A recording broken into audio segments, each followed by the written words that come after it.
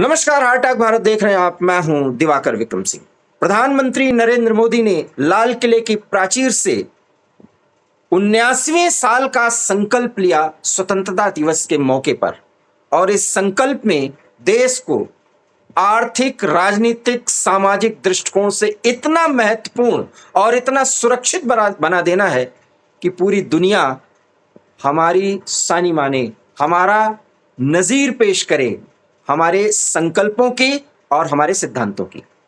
America हमसे नाराज है, पाकिस्तान को बिना वजह सिर्फ हमें चिढ़ाने के लिए महत्व दे रहा है, लेकिन आज भी बहुत शांति से अमेरिका की सारी कारस्तानी को हम देख भी रहे हैं, उसको जवाब भी दे रहे हैं और उसके साथ कोई रार नहीं कर रहे हैं, क्योंकि हम बताना चाहते हैं कि डोनाल्ड ट्रंप एक न एक दिन जरूर वापस आएंगे और तब भारत ये कहेगा कि हमने दोस्त माना था, एक रणनीतिक सहयोगी का हमने किरदार अदा किया, वो भूमिका प्ले की और हमने आपको रास्ता दिखाया। शांति का रास्ता ये है। आने वाले समय में अमेरिका सहित दुनिया के तमाम देशों के साथ भारत क्या कुछ संबंध बनाने जा रहा है, परिस्थितियां क्या पैदा होंगी, आज इसी पर कर्नल वीरेंद्र शाही सर बहुत ही संक्षिप्त शब्दों में बात रखेंगे, जो सैन्य और रणनीतिक दृष्टिकोण से बेहद महत्वपूर्ण होगा। Over to you sir.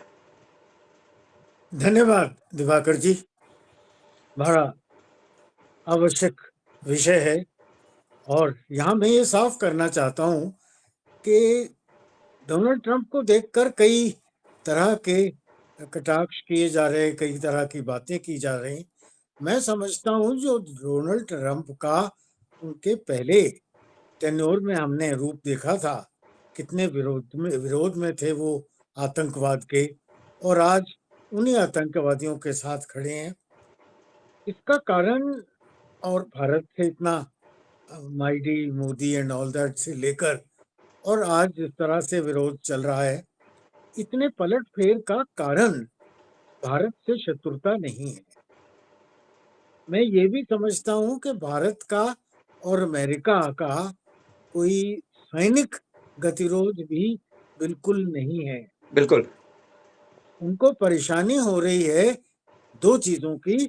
एक तो हम उनका पूरा प्रभुत्व, डोमिनेशन मानने को तैयार नहीं है। हम अपनी नीतियां स्वयं बनाना चाहते हैं और उनको फॉलोअर्स चाहिए, फ्रेंड्स से ज्यादा। We are treating him like a friend. Right. He wants followers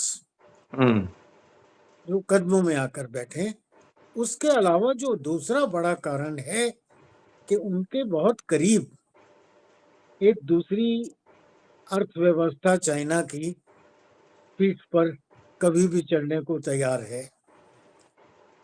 अब वो अपने देश के हित में एक तीसरी आर्थिक व्यवस्था को पनपता नहीं देखना चाहते, एक और आर्थिक व्यवस्था को अपने चैलेंज में नहीं आने देना चाहते। बिल्कुल। और इस बात को सोचते हुए हमें अपनी रणनीति, जो मेरा विषय पर है, कि सोचना पड़ेगा किसी भी शक्ल में। जैसा कि हमें भड़कावे दिए जाते हैं कि आप पीओजे के क्यों नहीं खाली करा लिया, और आप आज भी कुछ लोग बोल रहे थे प्रधानमंत्री के भाषण के बाद कि आपने क्यों नहीं, अगर सिंदूर का दूसरा फेज एकदम लॉन्च फौरन कर देते और उसको पाकिस्तान को तहस नहस करके पूरी तरह बर्बाद क्यों नहीं कर देते। तो मैं बताना चाहता हूँ इन भड़काऊ कम बुद्धि वाले लोगों को कि युद्ध बच्चों का खेल नहीं होता। ये शतरंज नहीं खेली जा रही कि आप घोड़े पिट गए, वो पिट गए, उसके बाद फिर उनको उठाकर रख लो और दूसरा युद्ध शुरू कर दो। एक बड़ा भारी इलाका है पीओजेके का और हमें किसी भी ऐसे युद्ध में जाने का बिल्कुल शौक नहीं है जो हमको यूक्रेन और रशिया वाली पोजीशन में बैठा दे। पाकिस्तान बेशक यूक्रेन बन जाए, सहानुभूति नहीं है, पर मैं बनना नहीं चाहता, क्योंकि जो कुछ में रशिया का जितना मॉनेटरी लॉस पिछले 3 साल में हुआ है, वो की आर्थिक व्यवस्था पिछड़ जाएगी, ये आने वाले वर्ष बताएंगे। बिल्कुल। तो एक जो हमें युद्ध में पुश करने वाले लोग, उनको मैं याद दिलाना चाहता हूँ कि engagement of war is very easy. आप सड़क पे भीड़ में चलते चलते थोड़ी सी कोहनी मार दीजिए, युद्ध शुरू हो जाएगा आपका। उसका डिसएंगेजमेंट करना मुश्किल होता है, और कोई भी रणनीति हम जब अपनाएंगे, हमें उस डिसएंगेजमेंट के एंगल पर पहले सोचकर और फिर प्रहार करना है। तो फिर हमारे जो ये संबंधों की बात आ रही है सर, पाकिस्तान से हमारे संबंध खराब होने वाले हैं आने वाले समय में, जी एक एक करके हम पूछते हैं। जी और क्या ये स्थिति आएगी कि हमको ऑपरेशन 2O रीलॉन्च करना पड़ेगा, जो लॉन्चिंग मोड में है? बिल्कुल, मुझे लगता है ऐसा करना पड़ेगा, जिसके लिए हमें ऐसे टारगेट चुनने हैं जो कि टाइम कंज्यूमिंग ना हो, और ऐसे टारगेट चुनने हैं जिस पर वो उठकर वापस जवाब देने लायक ना हो, जिससे कि युद्ध आगे भड़कता जाए। क्या आपको नहीं लगता कि पाकिस्तान भी ऐसी तैयारी कर रहा हो कि भारत जल्दी डी एस्केलेट कर ही ना पाए, क्योंकि जल्दी करेगा और तुरंत उसको खत्म करेगा, हम ऐसा करने ही नहीं देंगे, ये मुनीर जरूर सोचेगा। ये मुनीर तो ऐसा जरूर सोचेंगे। जी। मुनीर ने तो शायद पहले भी ऐसा ही सोचा था। तो उनकी सोच और फिर हमारी सोच, उनकी सेना और फिर हमारी सेना, उनके लक्ष्य और फिर हमारे लक्ष्य। ऐसे में सर, ऐसे में चीन के साथ हम एक एक करके छोटे छोटे उसमें ले लेते हैं। चीन के साथ हमारे संबंध अब क्या होने जा रहे हैं, क्योंकि चीन बहुत पॉजिटिव संकेत दे रहा है, स्थितियां ऐसी बन गई हैं ये टैरिफ वॉर के कारण। तो हम आप तो अक्सर डिस्कशन करते हैं कि चीन पर पूरा भरोसा तो नहीं कर सकते, लेकिन व्यवहारिकता ये कहती है कि अगर वो एक कदम आगे बढ़ा रहे हैं तो हमें भी बढ़ाना चाहिए। उसमें क्या एहतियात बरतने की जरूरत है? देखिए, व्यापारिक संबंध जहां तक हमारे अपने सीमा रेखा में है, हमारे लाभ के लिए है, मैं नहीं समझता उनमें कोई हमें हाथ पीछे खींचने की आवश्यकता है। जहां तक गलवान और ये एरियाज में जो हमने तैनातियां की हुई हैं, उनमें मैं नहीं समझता थोड़ी भी कोताही की कोई गुंजाइश है।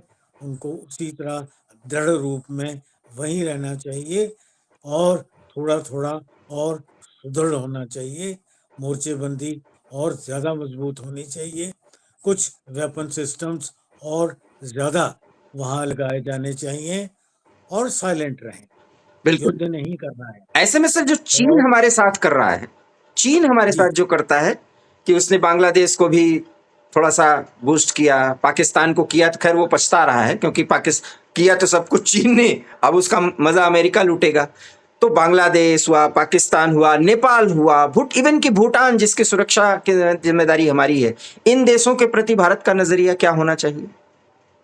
देखिए, हमारे पास भी तो है ताइवान को और ताइवान, जापान को, जापान। और कई कंट्रीज है, सबके नाम नहीं दूंगा मैं इस समय, जी। पर ऐसे कई कंट्रीज हैं जहां चाइना की दुखती नर्व है, बिल्कुल। और हम उनको सहयोग दे रहे हैं, दे सकते हैं। इतना सहयोग अभी देते हुए, अफगानिस्तान में एक खबर जो चल रही है कि वो हमें कुछ बेसिस देने के लिए तैयार है। जी जी, अफगानिस्तान में वही आ रहा था। अब वो कुछ भी अफगानिस्तान ने स्पष्ट तौर पर भारत को अपने एयर बेसिस देने को तैयार है, इसने जी व्यक्त कर दिया है। अभी पूरी तरह पुष्ट नहीं हुआ है, लेकिन वहां के विदेश मंत्रालय से चन की खबर आ रही है, बताया जा रहा है कि आधिकारिक पुष्टि भी बहुत जल्दी हो जाएगी। तो ये जी किसके लिए चिंता की बात है सर? उसकी तो घंटी चाइना में भी बजेगी और पाकिस्तान में भी बजेगी, वैसे सर, और अगर अब उसकी घंटी अमेरिका, तुर्की में भी बजेगी। बिल्कुल बिल्कुल, अब अमेरिका जिस तरीके से पाकिस्तान में एंट्री कर रहा है, अब तो वो बलूचिस्तान से ऑयल भी निकालने का करार भी कर चुके हैं, और अभी तो टैरिफ लगेगा भारत पे, और प्रधानमंत्री ने संकेत दे दिया है। क्योंकि सर वो रूस और यूक्रेन की जो बातचीत हो रही है, माफ करिएगा, रूस और अमेरिका की यूक्रेन को लेकर के अलास्का में, उसमें सफलता कुछ मिलनी नहीं है। तो भारत का आने वाले समय में यूरोपीय यूनियन या गल्फ के देशों के साथ रिश्ता क्या होने जा रहा है? देखिए, उनके साथ हमारे रिश्ते कहीं भी शत्रुता के किसी के साथ नहीं है। लेकिन अमेरिका तो कोशिश या करेगा ना कि हमारे पे दबाव बनाए ये देश। किस चीज का दबाव बनाएंगे?